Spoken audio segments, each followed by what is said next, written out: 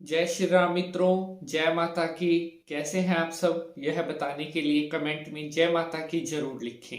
मैं पंडित नितिन शास्त्री आप सभी दर्शकों का आज के एपिसोड पर बहुत बहुत स्वागत करता हूं।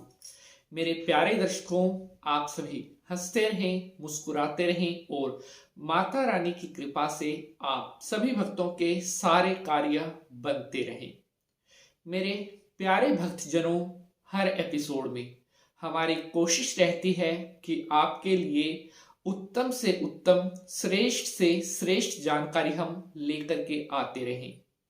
आज का यह एपिसोड आप सभी भक्तजनों के लिए बहुत ज्यादा महत्वपूर्ण होने वाला है, क्योंकि आज के इस एपिसोड में मैं आपके साथ कुछ ऐसी जानकारी शेयर करने वाला हूं जिसकी आप सभी काफी लंबे समय से प्रतीक्षा कर रहे थे। हमारे पास पिछले कुछ समय से काफी सारे हमारे भक्तजनों के प्रश्न आ रहे थे इस टॉपिक को लेकर के। तो आज हमने आप सभी भक्तों के लिए समय निकाल करके इस विषय पर आप सभी को बहुत ही महत्वपूर्ण जानकारी देने वाला हूं और मुझे पूर्ण विश्वास है आज का यह एपिसोड और आज के एपिसोड में दी जाने वाली जानकारी आप सभी को बहुत ज्यादा पसंद आएगी। जैसा कि आपने वीडियो के शुरू में देख लिया है, मैंने आपको बताया है कि अगर आपकी पूजा भगवान ने स्वीकार कर ली है तो उसके बाद आपको कैसे संकेत मिलते हैं, आपको किस तरह से पता चलता है कि आप जो पूजा पाठ कर रहे हैं, अगर आप कोई तपस्या कर रहे हैं या अगर आप कोई मंत्र जाप कर रहे हैं या किसी तरह की कोई विशेष प्रकार की सिद्धि अगर आप कर रहे हैं, तो उसके बाद किस तरह के घटनाएं या किस तरह के संकेत हमारे साथ होते हैं जो हमें इशारा करते हैं कि जो भी पूजा पाठ हम कर रहे हैं वह भगवान के द्वारा स्वीकार की जा रही है और बहुत ही जल्द उसके जो साक्षात अनुभूत हैं वो हमें होने लगते हैं। तो आज का यह एपिसोड आपने पूरा देखना है ताकि जो आज महत्वपूर्ण जानकारी मैं आपके लिए लेकर के आया हूं, यह जानकारी अच्छी तरह से आपको समझ में आ जाए। साथियों, जो भी विषय, जो भी टॉपिक हम आपके लिए लेकर के आते हैं, हमारी कोशिश रहती है कि आपको एपिसोड में ज्यादा से ज्यादा ज्ञान मिले, ज्यादा से ज्यादा एपिसोड आपके काम आए। तो आज के इस एपिसोड को शुरू करने से पहले सभी भक्त हाथ जोड़ करके माता शेरम वाली को बारंबार नमस्कार करेंगे। ओम जयंती मंगला काली भद्रकाली कपालिनी दुर्गा क्षमा शिवा धात्री स्वाहा स्वधा नमस्तुते। जयकारा शेरों वाली का, बोल साचे दरबार की जय। तो मेरे प्यारे भक्तजनों, मैं पंडित नितिन शास्त्री आज हाजिर हूं आपके सामने बहुत ही महत्वपूर्ण जानकारी के साथ। साथियों, अक्सर हमारे पास बहुत सारे हमारे भक्तों के प्रश्न आते हैं कि बहुत पूजा पाठ करने के बाद भी हमें उस पूजा पाठ का आज तक कोई फल नहीं मिला।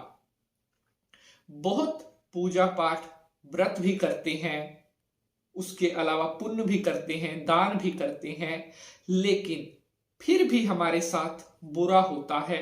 हमारा कोई भी काम नहीं बनता, हमारे हर काम में अड़चन आती है। तो ऐसा हमारे साथ क्यों होता है, जबकि कुछ अन्य लोग जो ना तो कभी पूजा पाठ करते हैं, ना ही कभी कोई व्रत करते हैं, उनको कभी कोई कष्ट नहीं होता। ऐसा क्यों? तो मेरे प्यारे भक्तजनों, सबसे पहले तो अगर आप सच्चे मन से भगवान का नाम लेते हैं, अगर आप सत्यपरायण होकर के व्रत करते हैं, दान करते हैं, तो आप कभी भी ऐसा मत सोचिए कि आपके साथ अच्छा नहीं हो रहा। क्या पता किस काम के करने से आपका कौन सा ग्रह शांत हो या किस दान के करने से आपको आने वाले भविष्य में किस संकट से वह आपका पुण्य काम बचा ले। आपने एक पुरानी कहावत जरूर सुनी होगी जो बुजुर्ग कहते थे, जब कोई बड़ी दुर्घटना से बच जाए या किसी भी तरह की बड़ा अगर किसी को बीमारी लगी है उससे पुनः वह ठीक हो जाता है, स्वस्थ हो जाता है अगर जीवन दान प्राप्त होता है। तो बुजुर्ग लोग कहते थे पता नहीं किसका लिया दिया हुआ आगे आ गया। तो ऐसा आपने कभी नहीं सोचना है कि जो मैं दान कर रहा हूं, जो मैं पूजा कर रहा हूं, उसका फल मुझे नहीं मिलेगा। साथियों, सच्चे मन से सत्य भाव से की गई पूजा और किया गया दान कभी भी व्यर्थ नहीं जाता। अगर आपको मनुष्य का जन्म मिला है तो अपने हाथ से जितना हो सके दान जरूर करना चाहिए। यहां पर अब हम बात कर रहे हैं कि अगर हम कोई पूजा पाठ कर रहे हैं तो हमें क्या संकेत मिलते हैं कि हमारी पूजा भगवान के द्वारा स्वीकार की जा रही है। साथियों, सबसे पहले तो आपको ऐसे संकेत मिलेंगे, हो सकता है स्वप्न में, सपने में भी आपको ये संकेत सबसे पहले मिलने स्टार्ट हो सकते हैं। रात को सपने में अगर आपको बार बार मंदिर दिखाई दे रहा है या सपने में आपको देवी देवताओं के दर्शन होने शुरू हो रहे हैं या सपने में आपको हरे भरे बाग दिखाई दे रहे हैं या आपको सुंदर सरोवर तालाब दिखाई दे रहा है जो जिसमें फूल तैर रहे हैं, आसपास सुंदर पक्षी घूम रहे हैं या सपने में आपको मधुर मधुर ध्वनियां सुनाई दें, तो समझ जाइए कि आप जो भी पूजा पाठ कर रहे हैं वो भगवान के द्वारा स्वीकार कर ली गई है। जितना जो भी भक्ति, जो भी अगर आप कोई साधना कर रहे हैं उसका अर्थ है कि आपकी पूजा भगवान के द्वारा स्वीकार कर ली गई है और भविष्य में आपके सभी कार्य या अगर कोई विशेष मनोरथ के लिए आप कोई जाप कर रहे हैं भविष्य में वह आपका कार्य बहुत जल्दी पूर्ण होने वाला है।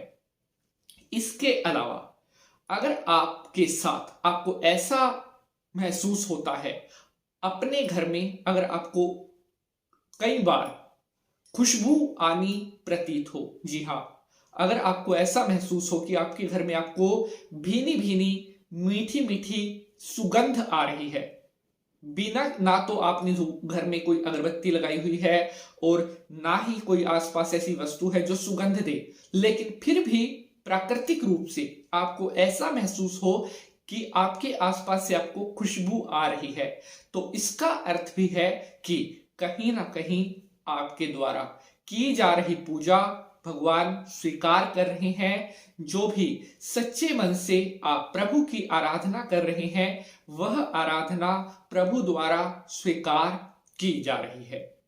इसके अलावा जब आप अपने घर में जोत लगाते हैं, जी हाँ, जब आप अपने घर में ज्योति जलाते हैं और वह ज्योत अगर आप नोटिस करें कि बिल्कुल शांत स्वरूप में सीधी खड़ी है, बिल्कुल भी वो ज्योति हिल नहीं रही है, तो इसका अर्थ है आपकी पूजा भगवान ने स्वीकार कर दी है।